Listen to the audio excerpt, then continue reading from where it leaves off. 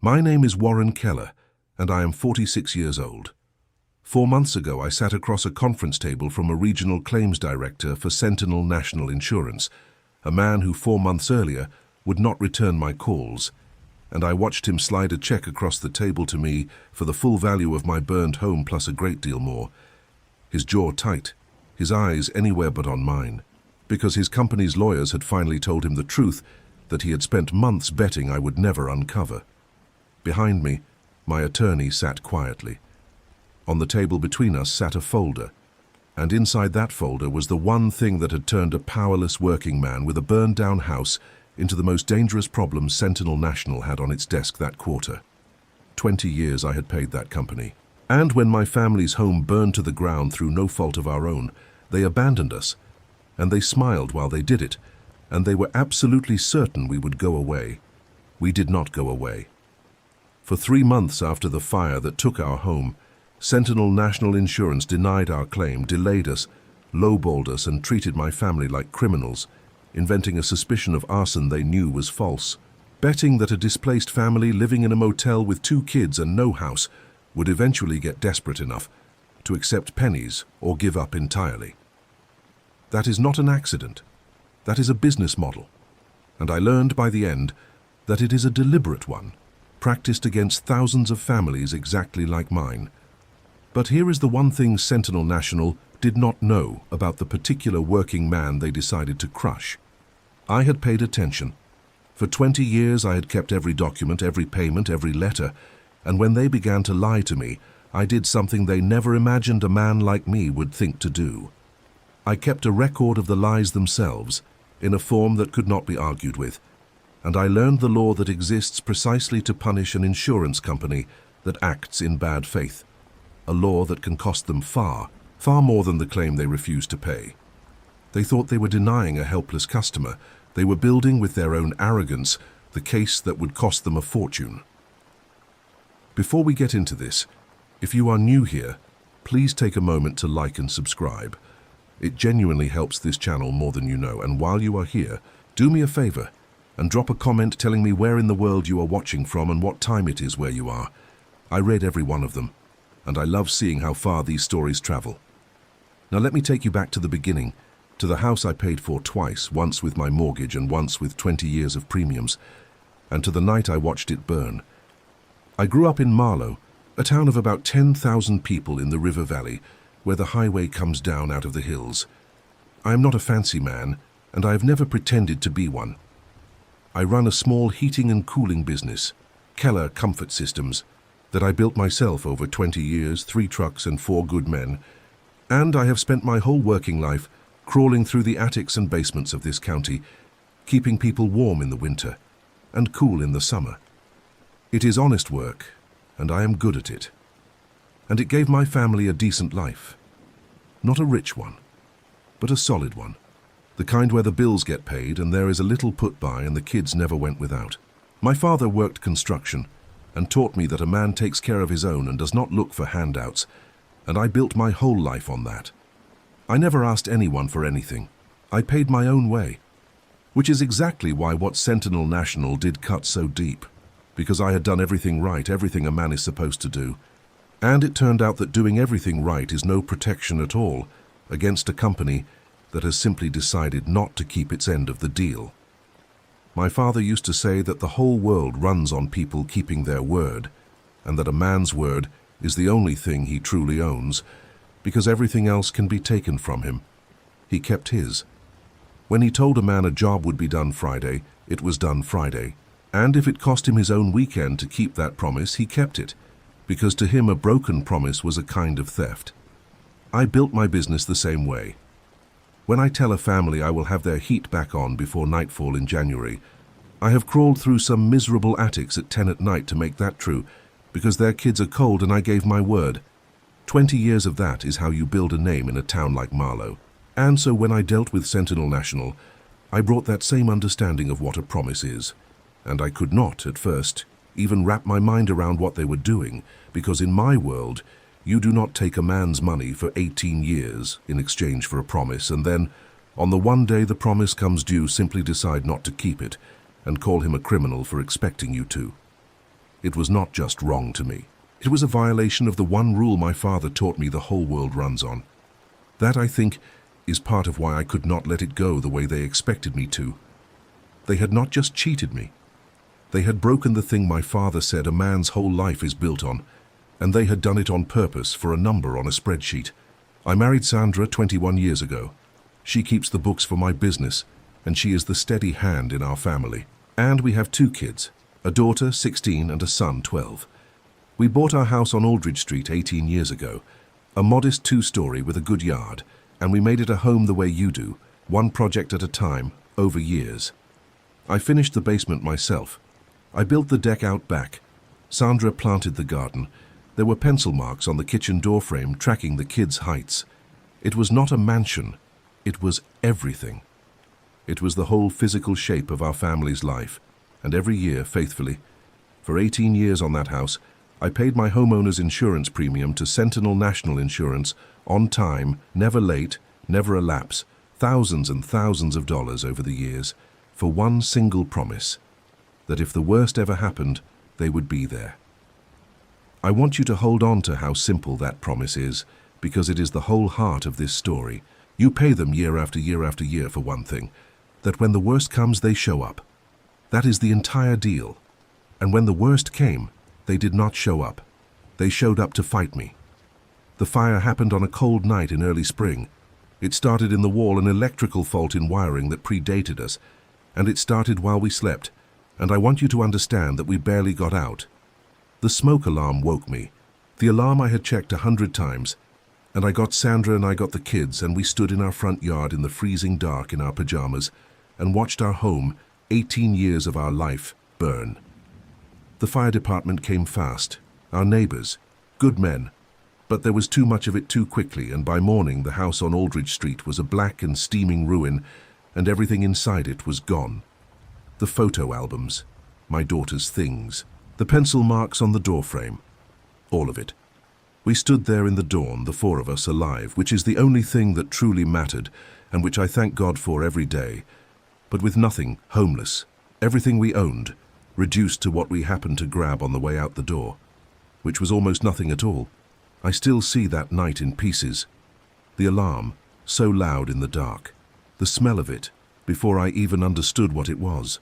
Getting to my daughter's room and pounding on the door, and her voice confused, thick with sleep, and then not confused at all when she smelled it too, carrying my son down the stairs with the smoke already grey at the ceiling. Sandra counting us in the yard, 1, 2, 3, 4, the oldest instinct there is, a mother counting her children in the cold, and then just standing there, the 4 of us in our pajamas on the frozen grass, watching the orange light come up in the windows of our own house, hearing the strange sounds a house makes when it is dying, the cracks and the sighs and then the roar. A neighbor came out and put his coat around my daughter. Someone brought us to their kitchen, and the whole time I stood at their window watching the trucks and the water and the losing fight, and I did the only thing a father can do in that moment, which is nothing. And there is no helplessness on earth like watching your family's whole life burn and being able to do nothing but be grateful they are standing beside you. I did not know yet that a worse helplessness was coming, one that would not be an act of God or an accident of old wiring, but a choice made by men in an office who had never smelled that smoke. And here is what I told my family, standing in that yard in the cold, and it is the thing that makes what came next so bitter. I put my arms around them and I said, "It is going to be all right. We are all safe, and that is what matters, and we have insurance. We have insurance." I said it like a shield, like a promise, because I believed it completely. 18 years I had paid Sentinel National for exactly this moment. I told my terrified children not to worry, because their dad had taken care of it, had done the responsible thing, had paid the premiums all those years precisely, so that on the worst night of our lives there would be a floor under us. I believed that, with my whole heart, as I stood in that yard. I had no idea, none, that the company I had trusted for 18 years was about to become the second disaster to hit my family, and in some ways the crueler one, because the fire was an accident, and what Sentinel National did to us was a choice. The fire investigator, the official one from the county, determined quickly and clearly that the cause was accidental, An electrical fault in the old wiring, exactly what it was. That should have been the end of any question. I filed my claim with Sentinel National the way you are supposed to, with the fire report, and I expected, naively, that the company I had paid for 18 years would now do the one thing I had paid them to do. Instead, I got Brandon Keefe. Brandon Keefe was the claims adjuster Sentinel National assigned to my file, and I want to describe him, because he became the human face of the thing that was done to us. He was maybe 35, polished, pleasant in a way that never reached his eyes, a man who had clearly learned to deliver bad news with a practiced, sympathetic tone that was somehow worse than rudeness. And from the very first conversation, something was wrong. Keefe did not act like a man there to help me.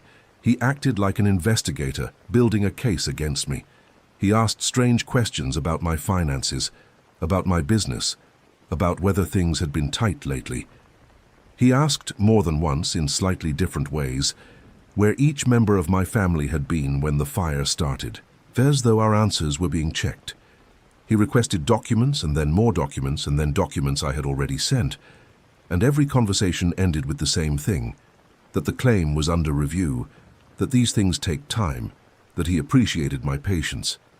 Meanwhile, my family was living in a motel room, 4 of us, on my own dime, watching our savings drain away, waiting for the company I had paid for 18 years to keep its one promise. Let me give you a taste of what those calls with Brandon Keefe were actually like, because the cruelty of it was in the details.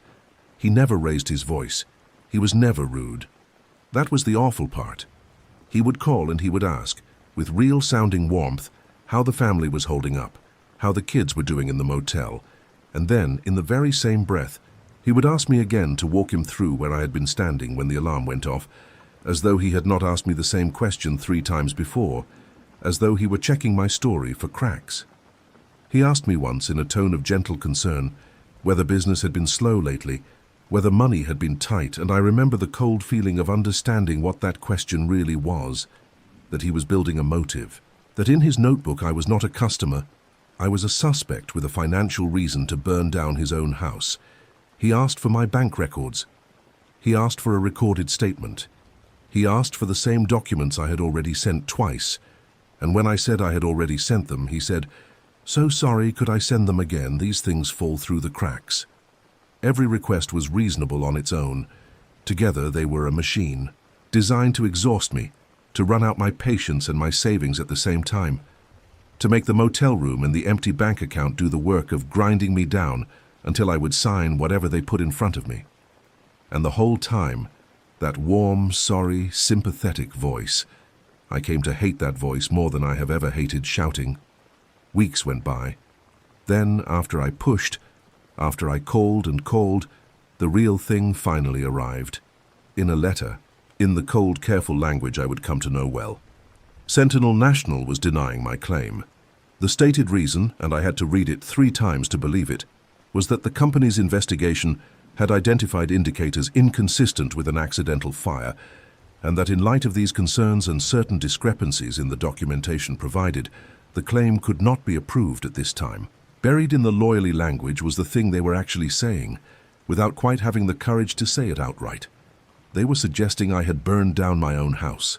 Me, a man who had gotten his wife and 2 children out through the smoke in the middle of the night. They were accusing me in careful, deniable words of arson and fraud, in direct contradiction of the county fire investigators' official finding of an accidental cause, and they were using that manufactured suspicion as the excuse to keep the money I had paid them for 18 years to hold for exactly this day. I want to tell you honestly what that did to me, because the fire did not break me, but that letter nearly did. Standing in the yard watching my house burn, I had been strong because there was something to do, get everyone out, and there was a floor under us, the insurance. That letter kicked the floor out. I sat in that motel room with my family asleep around me, and I read that letter, and I felt a despair I had never known, because I understood, all at once, that the shield I had promised my children did not exist, that the responsible thing I had done for 18 years had bought me nothing, that a company with more money than my whole town would ever see had looked at my burned-down house and my displaced family and decided coldly, as a matter of business, to call me a criminal rather than pay what they owed. And underneath the despair was something else rising slowly. It was rage. But it was not the hot, useless kind. It was the cold, patient kind. The kind I get when I am staring at a heating system that everyone else has given up on. The kind that says this has a cause, and a cause can be found, and a thing that can be understood can be beaten. But before I tell you about the cold part, I owe you the truth about the family part, because those weeks in that motel room were the hardest of my marriage, and I will not pretend otherwise. 4 people in one room. My daughter trying to do her homework on a motel bed. My son having nightmares about the fire, waking up crying, and no room to send him to because there was no other room. Sandra and I whispering after the kids were asleep, doing and redoing the math on our savings, watching the number shrink week by week while Sentinel National ran out the clock. There was a night my daughter asked me quietly whether we were going to be okay, whether we were going to lose everything, and I had promised her in the yard that we had insurance, that her dad had it handled, and now I had to look at her and find a way to keep her from seeing that the shield I had promised had turned to smoke. That was the lowest I got. Not the fire. That. Because a man can stand almost anything except watching his children lose their faith that he can protect them. And Sentinel National, in their offices with their targets and their spreadsheets, was making me into a liar to my own kids, 1 week of delay at a time. I think that is the moment the cold thing in me finished forming. Not when they insulted me. When they made my daughter afraid, to save themselves money. That I was not going to forgive and I was not going to accept, and I was going to make right whatever it took. Because here is what I understood. Sitting in that motel room, as the despair cooled into resolve, Sentinel National was betting on my despair. That was the whole strategy, and once I saw it as a strategy instead of a judgment, everything changed. They were not really accusing me of arson, not seriously, because the county fire report made that a loser and they knew it. They were manufacturing enough doubt and enough delay to make me desperate. Because a desperate, homeless family watching its savings vanish will eventually take a lowball settlement or give up entirely, and either way, the company wins. It is cheaper to fight a valid claim and wear the family down than to pay it. That is the math. That is the actual business model of a company that acts in bad faith. And the instant I understood that it was a strategy and not a verdict, I stopped being a victim of it and started, coldly, to think about how to beat it. And I had 2 enormous advantages that Brandon Keefe and Sentinel National, in their arrogance, completely failed to account for, because they had crushed so many families like mine that they assumed I was just another one who would fold. The first advantage was that I am by trade and by temperament a documenter. You cannot run a heating and cooling business for 20 years without becoming meticulous about records, because in my work, a paper trail is the difference between getting paid and getting stiffed. So I had everything. 18 years of premium payments, everyone. Proof that I had upheld my end perfectly. The complete policy. The county fire report establishing accidental cause. Every letter Sentinel National had sent me. I had a fortress of documentation before I even knew I would need it, because keeping it is simply how I operate. Sentinel National was accusing me of discrepancies in my documentation, and my documentation was airtight, spotless, 18 years deep. The second advantage was the one that turned the whole thing, and it came from a habit I had also built over 20 years of business. When I deal with an important matter over the phone, I keep a record of the call because in my trade, a verbal agreement that no one wrote down is a fight waiting to happen. And in my state, as in many, it is completely lawful for a party to a phone call to record that call. So from fairly early on, sensing that something was wrong, I had begun keeping records of my calls with Brandon Keefe. And Brandon Keefe, like a lot of people who are comfortable and arrogant and certain they hold all the power, was not careful with his words when he thought he was just talking to a beaten-down customer. Over the course of those calls, in his practiced, sympathetic tone, Brandon Keefe said things that a lawyer for Sentinel National would have fainted to hear. He acknowledged at one point that he understood the fire report said accidental.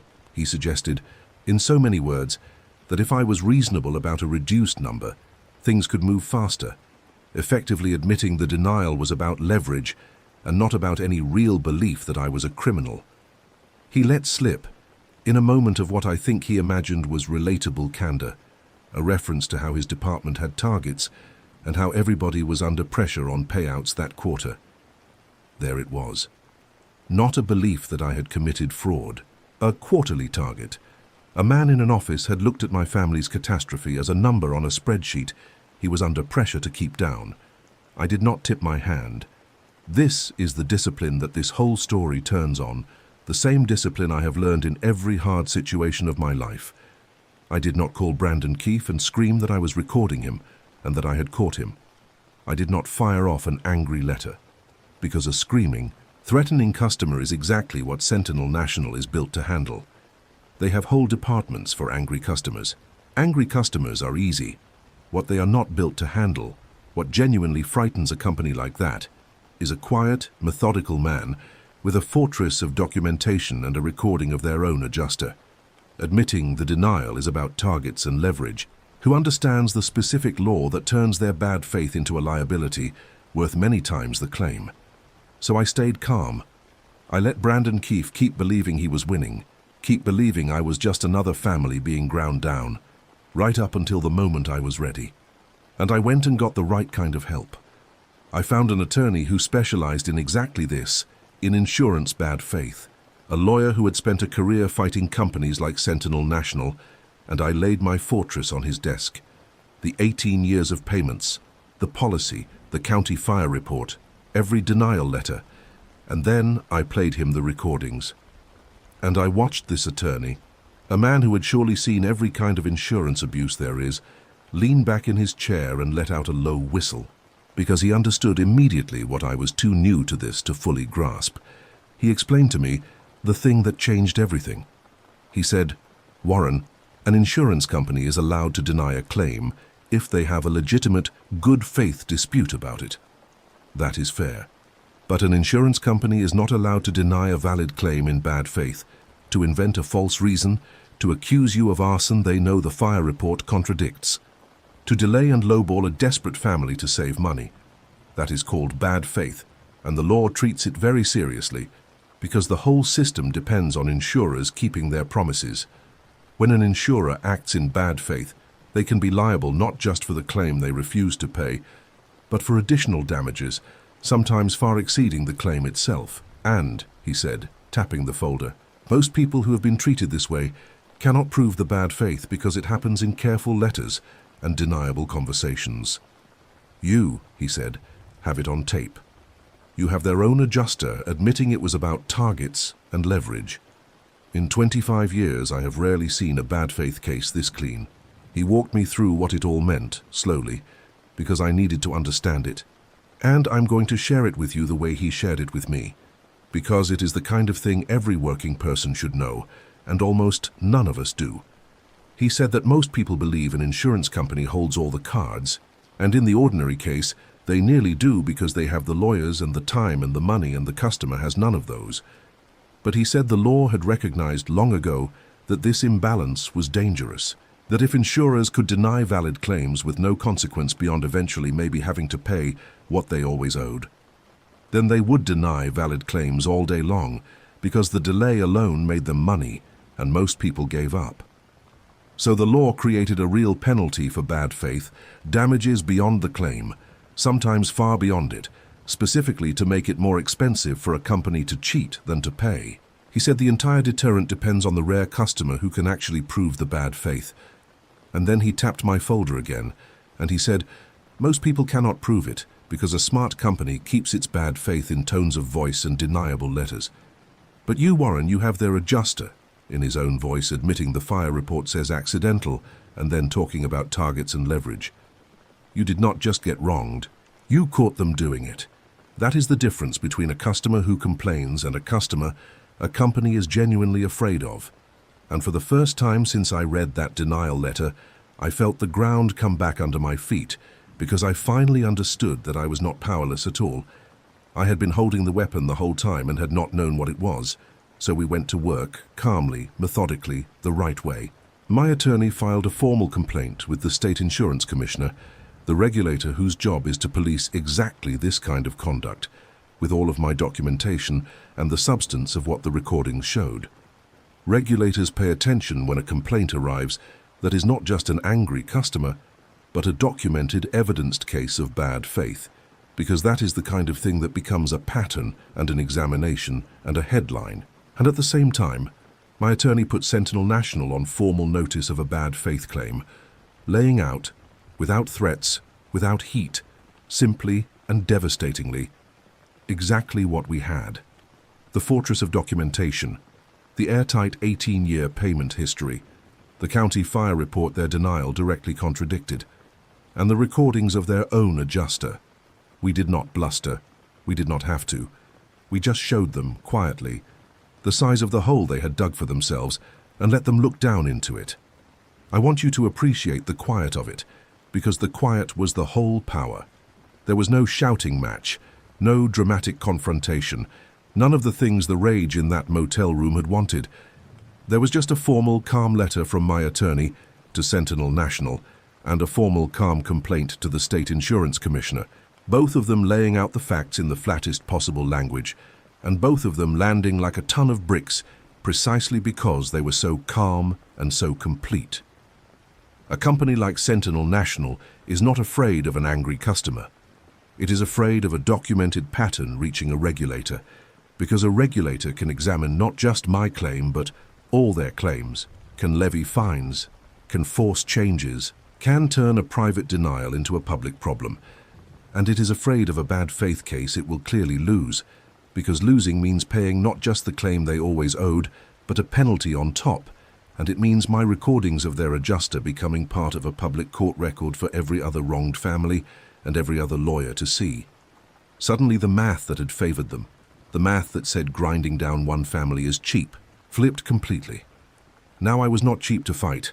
Now I was the single most expensive thing on their desk, a documented, recorded, regulator-noticed bad faith case, and the same cold business logic that had told them to deny my claim, now told them, just as coldly, to pay it, and make me go away as fast as possible. That is the beautiful thing about beating a company that only understands money. You do not have to make them sorry. You just have to make it more expensive to keep cheating you than to do the right thing, and then their own greed does the rest. The change was almost instant, and it tells you everything about how these companies actually operate. The moment Sentinel National understood that this was not another family they could wear down, that this was a documented, recorded, regulator-noticed bad faith case that could cost them many times the claim and draw an examination of their whole claims practice, the tune changed completely. Brandon Keefe disappeared from my file, of course, replaced by lawyers, and then by a regional claims director, the man I began this story with. The suspicion of arson evaporated as if it had never existed, because it never had. It was always just a tool. The discrepancies in my documentation were suddenly no longer a concern. Now the company that had spent 3 months treating my family like criminals was very, very interested in resolving things amicably and quickly. And that is the thing about a bully, whether it is a man or a corporation. The instant it discovers that you are not the helpless victim it assumed, and that fighting you will cost it far more than paying you, its cruelty evaporates and it becomes suddenly reasonable. That is the conference room I began this story with. 4 months ago, the regional claims director for Sentinel National slid a check across the table to me for the full value of our home, our belongings, our additional living expenses, every dollar we were owed under a policy I had faithfully paid for 18 years, plus a substantial additional sum in settlement of the bad faith claim, an amount that reflected exactly how badly they wanted my recordings and my documentation to never see the inside of a courtroom or the full attention of the insurance commissioner. He did not apologize, not really. Men like that never quite manage it. He said something about a regrettable misunderstanding and the company's commitment to its customers, the same empty language, and I let him say it because I did not need his apology. I had his check and I had my family's future back, and I had the quiet, complete knowledge of who had really been the honest party in that room the whole time. It had always been me. Now it was on paper with a number attached. I did not gloat. I did not say a clever thing. I took the check and I shook the man's hand, because my father raised me to, and I walked out of that building with my attorney. and I sat in my truck in the parking lot for a long moment before I started it, and I called Sandra, and I told her it was done, and that we could build our home again. And I will tell you that I did not feel triumph exactly in that parking lot. I felt something quieter and deeper. I felt like a man who had been told, by a company with all the money and all the power, that his family did not matter enough to keep a promise to, and who had refused to accept that verdict, and had proven it false, not with rage, but with patience and paper and the truth. I had kept my promise to my children after all. I had told them in the yard that their dad had taken care of it. In the end, that turned out to be true. It just took a great deal more than paying the premiums. It took refusing to let a giant decide that my family was small. There is one more piece, and it is the piece that matters beyond my own family, and it is the reason I am even willing to tell this story publicly. My complaint to the State Insurance Commissioner did not just help my case. It became part of a record. It turned out, as these things do, that my family was not the only one Sentinel National had treated this way, not by a long shot. Bad faith is not a mistake a company makes once. It is a practice, a strategy, applied to thousands of desperate families who mostly cannot prove it and mostly give up. My documented, recorded complaint was a piece of evidence in a pattern, and patterns, once a regulator starts pulling the thread, have a way of unraveling into examinations and fines and mandated changes and sometimes the kind of public attention that actually forces a company to stop. I do not know the full end of that story because it is bigger than me and still unfolding. But I know that somewhere out there, some other family whose house burned down got their claim paid a little faster, a little fairer because a heating and cooling man from Marlow refused to be worn down and kept his records and pressed a valid complaint all the way through. That is worth as much to me as the check, because that is the thing I understood, somewhere in the middle of all of it, that lifted the whole fight above just my own family. When Sentinel National denied my claim, they were not doing something unusual for them. They were doing their ordinary business, which meant that for every family like mine that had the documentation and the recordings and the stubbornness to fight, there were 100, 1,000 who did not, who were exactly as wronged as we were and simply had no way to prove it, or no strength left to try, and who took the lowball or gave up and quietly absorbed a catastrophe on top of their catastrophe. Widows, old people, families who did not keep records, who trusted a warm voice on the phone, who could not afford a lawyer, and did not know that a bad faith law even existed. Every one of them had paid their premiums the same as me. Every one of them had been promised the same shield, and a company had decided, as a matter of routine, that their desperation was a resource to be harvested. When I pressed my complaint through to the regulator, I was not just getting my own money. I was putting one small, hard, undeniable piece of evidence onto the scale for all of them, the ones who could not fight, and if my one recorded, documented case helped force even a little more honesty out of that company going forward, then it protected people I will never meet. My father would have called that keeping faith with your neighbors. I just called it not letting them get away with it. We rebuilt on Aldridge Street. Same lot, new house, and I did a lot of the work myself, and my son helped me, 12 years old, learning the way I learned from my own father, and there are new pencil marks starting on a new kitchen door frame. That first night we slept in the new house, all 4 of us under our own roof again after the longest year of our lives. I lay awake a long time, and it was not a bad kind of awake.